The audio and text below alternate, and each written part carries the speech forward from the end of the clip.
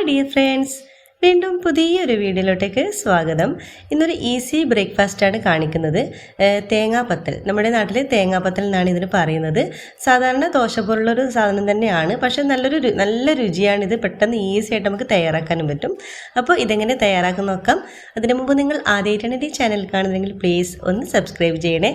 ആ കുഞ്ഞ് ബെല്ലൈക്കനൊന്ന് ക്ലിക്ക് ചെയ്യൂ, എങ്കിൽ ഓൾ എന്ന ഓപ്ഷൻ വരും. അതും കൂടി ഒന്ന് ക്ലിക്ക് ചെയ്യുമ്പോൾ ഞാൻ ഇടുന്ന പുതിയ വീഡിയോസിൻ്റെ നോട്ടിഫിക്കേഷൻ നിങ്ങൾക്ക് കൃത്യമായിട്ട് കിട്ടും.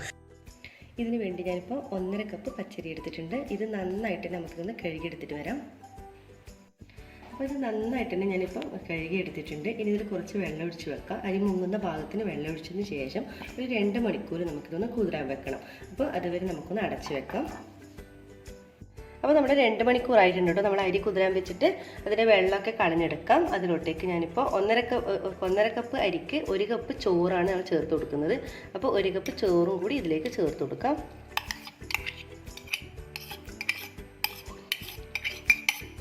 അപ്പോൾ അരി ചേർത്തിട്ട് നന്നായിട്ടൊന്ന് മിക്സാക്കി എടുക്കാം. ഇനി നമുക്കൊരു മിക്സിയുടെ ജാർ എടുക്കാം.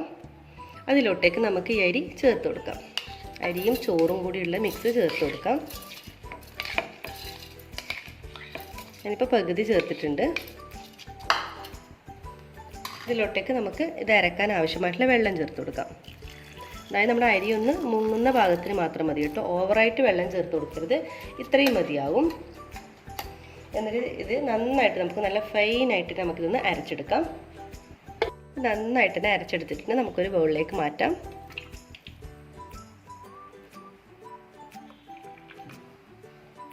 മിക്സിയുടെ ജാറിൽ കുറച്ച് വെള്ളം കൂടി ഒഴിച്ചു കൊടുത്തിട്ടുണ്ട്. അതും കൂടി ഈ അരിയിലോട്ടേക്ക് നമുക്ക് ഒഴിച്ചു കൊടുക്കാം. ഇതിനാവശ്യമായിട്ടുള്ള ഉപ്പ് ചേർത്ത് കൊടുക്കാം. എന്നിട്ട് നന്നായിട്ട് തന്നെ മിക്സാക്കി എടുക്കാം. അപ്പം നന്നായിട്ട് തന്നെ മിക്സാക്കി എടുത്തിട്ടുണ്ട്. ഈ ഒരു പാകമാണ് കേട്ടോ വേണ്ടത് നമുക്ക്.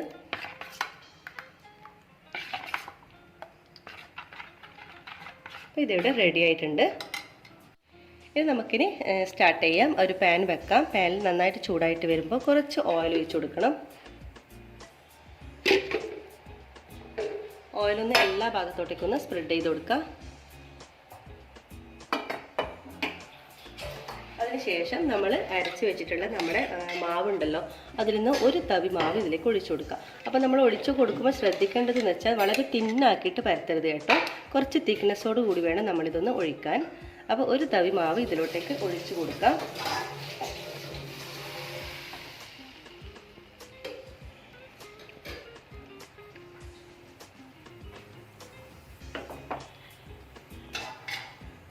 ഏകദേശം ഇതിൻ്റെ മുകൾ ഭാഗം ഒന്ന് ഇതിൻ്റെ അരിയൊക്കെ ഒന്ന് കുറച്ചൊന്ന് വറ്റി വരട്ടെ. അതുവരെ ഒന്ന് വെയിറ്റ് ചെയ്യാം. ഏകദേശം ഇതിൻ്റെ മാവൊക്കെ ഒന്ന് വറ്റി വരുന്നുണ്ട്. അപ്പോൾ അതിലോട്ടേക്ക് നമുക്ക് 2-3 ടേബിൾ സ്പൂൺ തേങ്ങ ചേർത്ത് കൊടുക്കാം. തേങ്ങ ഓരോരുത്തരുടെ ഇഷ്ടത്തിനനുസരിച്ച് ചേർത്ത് കൊടുക്കാം കേട്ടോ.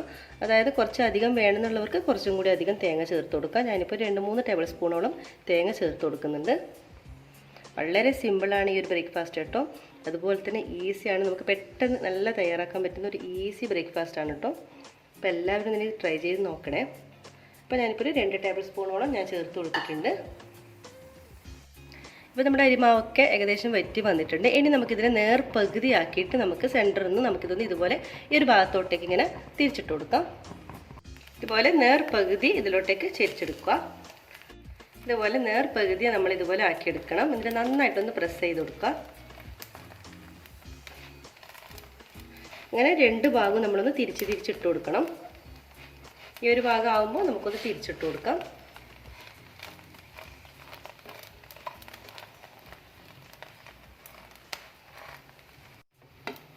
അപ്പോൾ നമ്മുടെ ഒരു തേങ്ങാപ്പത്തൽ ഇവിടെ റെഡി ആയിട്ടുണ്ട്. നമുക്കിനി ഒരു പ്ലേറ്റിലോട്ടേക്ക് മാറ്റാം. ഇതുപോലെ ബാക്കിയെല്ലാം തന്നെ നമുക്ക് ചുട്ടെടുക്കാം. അപ്പോൾ നമ്മുടെ എല്ലാ തേങ്ങാപ്പത്തലും ഇവിടെ ചുട്ടെടുത്തിട്ടുണ്ട് കേട്ടോ. നല്ല ടേസ്റ്റാണ് കേട്ടോ ഇത്. ഞാനിപ്പോൾ ഇതിൻ്റെ കൂടെ ഞാനിപ്പോൾ ക്യാരറ്റ്, സിമ്പിളായിട്ടൊരു ക്യാരറ്റ് കറിയാണ് കേട്ടോ കാണിച്ചിട്ടുള്ളത്. കണ്ടോ, ഇങ്ങനെ ഉണ്ടാവും ഇതിൻ്റെ ഉള്ളിൽ.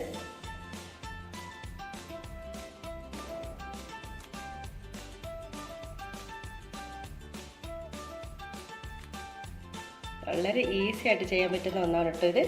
അപ്പോൾ എല്ലാവരും തന്നെ ഇത് ട്രൈ ചെയ്ത് നോക്കണേ. ഫ്രണ്ട്സും ഫാമിലിയായിട്ടൊന്ന് ഷെയർ ചെയ്യുക.